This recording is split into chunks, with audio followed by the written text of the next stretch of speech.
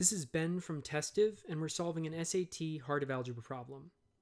This problem says if the square root of 3 equals x plus 1, what is the value of x plus 1 squared?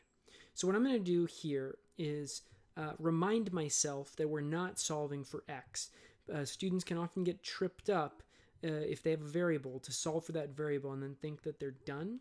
So what we actually want to remember is we're solving for x plus 1 squared.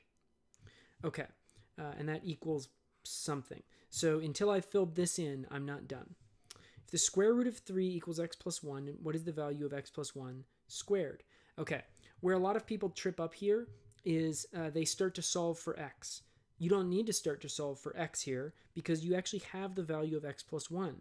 So what we can do is we can just plug that in to, this is a very straightforward problem if you understand how a square root and a square work.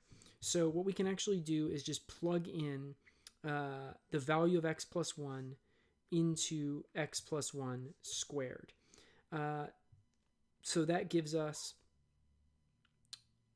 square root of 3 squared, okay, because we have x plus 1 squared. So that equals the square root of 3 squared.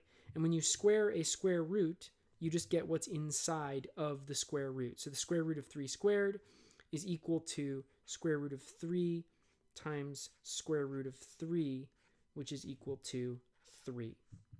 Okay, so just as a quick reminder of that, the relationship between a square root and a square is that, for example, if we were to take, let's say 4 squared, that means 4 times itself, 4 times 4, which equals 16.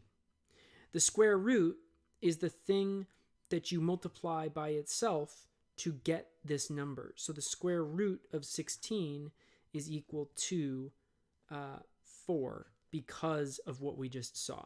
So that's why this problem works this way, and that's why you can take that very quick shortcut.